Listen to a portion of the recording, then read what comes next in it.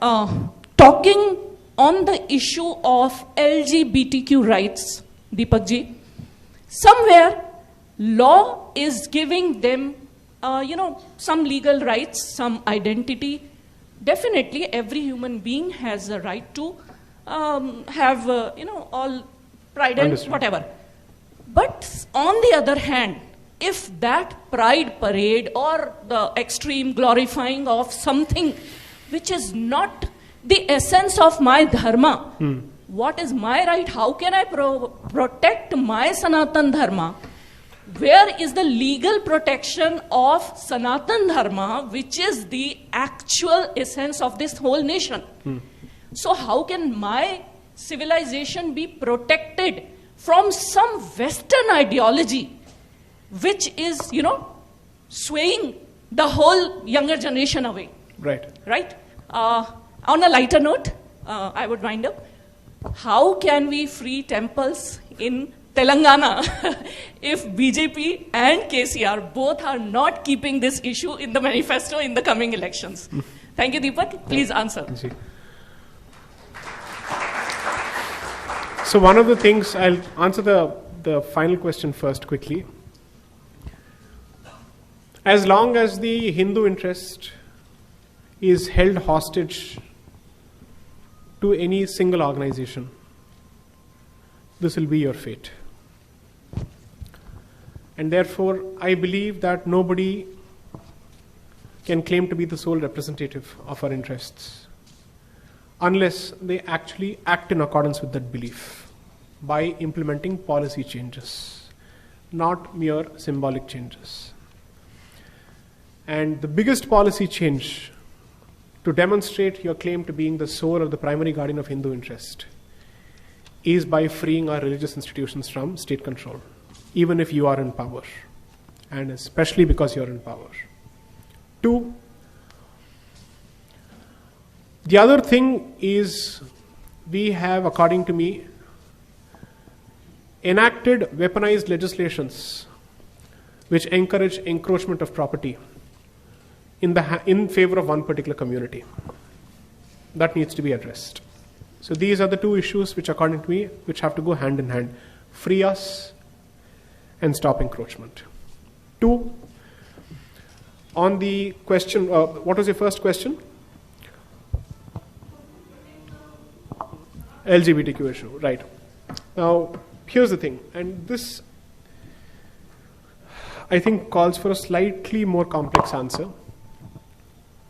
Hindus suddenly care for temples because somebody cares for mosques. Hindus suddenly start thinking about LGBTQ because West is talking about LGBTQ.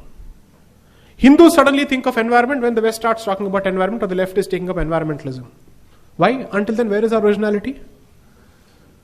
आपकी हिंदुत्व जो है तभी जागरूक होती है जब किसी और को आप देखते हैं. That is equally a problem. I have seen this in several institutions and several subjects. Why did it require someone from the West? Because you see, they are anyway mischievous evangelists. I'll just use it in a very secular way, right?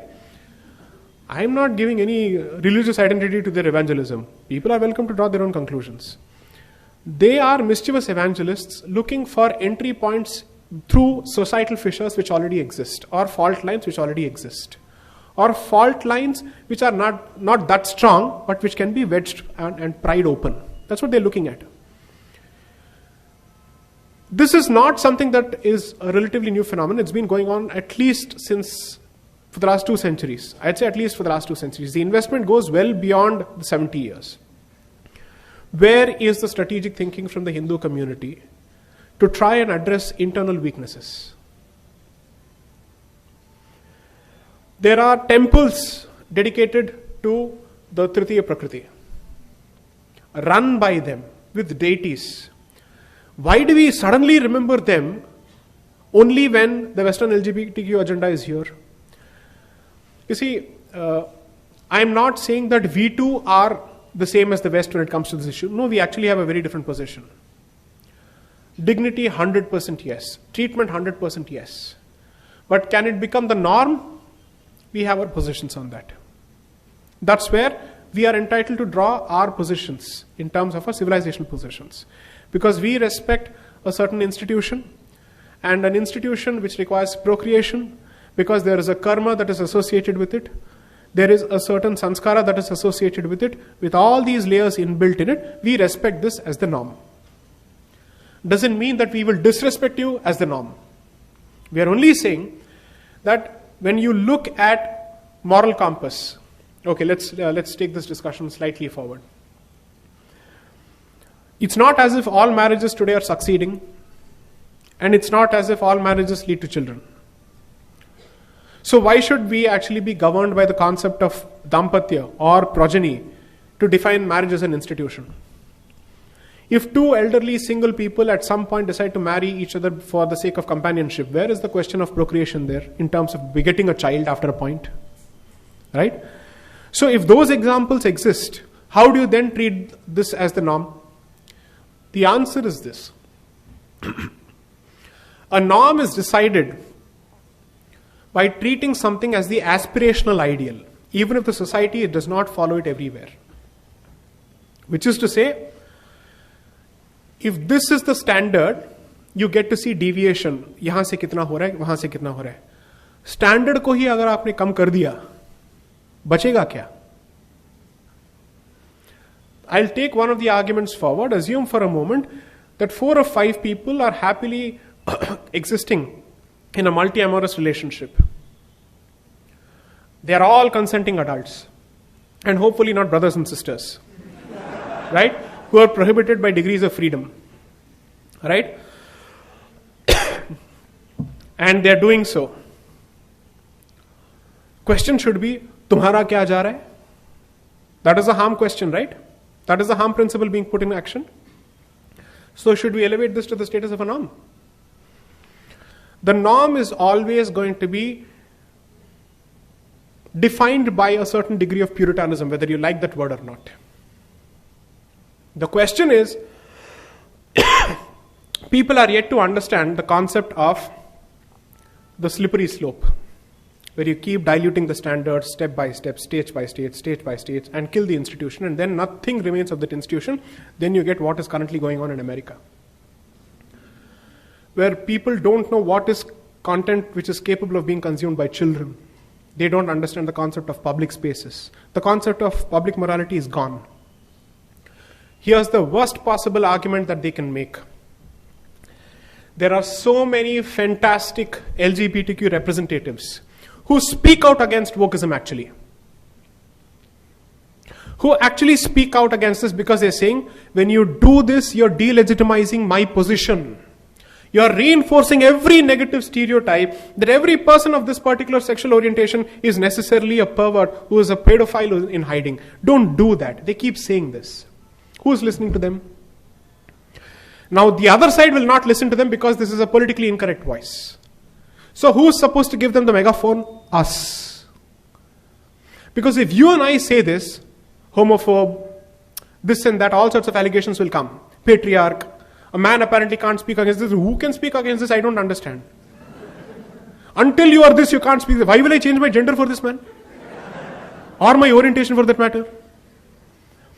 You have to be this to be able to speak at this. Acha. So everyone who speaks of a caste atrocity, do you come from the community which has been oppressed? Don't speak, no then. That logic is very selectively applied. The larger point is, don't wait for somebody else to pick up the issue. If you're serious about those people, then pick up the issue before somebody else does. Hindutva cannot be limited only to the aspect of history. It is also about people first. Institutions, people, dharma, prakriti, animals. I am someone who believes in the concept of Pashubali as a vegetarian. But I'm equally a dog lover. I have 3 dogs.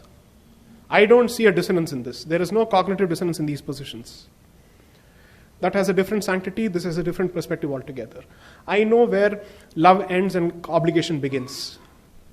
And I know where, let's say, you need to draw the line between this all-pervasive concept called love, love, love, and love. Sorry, some things are not based on love. They're based on the concept of duty and obligation. Does every father love his son? It could be just because of obligation also. There is an obligation, right? The point I'm trying to make is, I think we have made public discussions very mushy, extremely mushy. There is no room for clear-cut positions. There is no room for certitude. There is no room for obligation. There's no room for duty. There's only room for right, right, right, and right. आज की सभा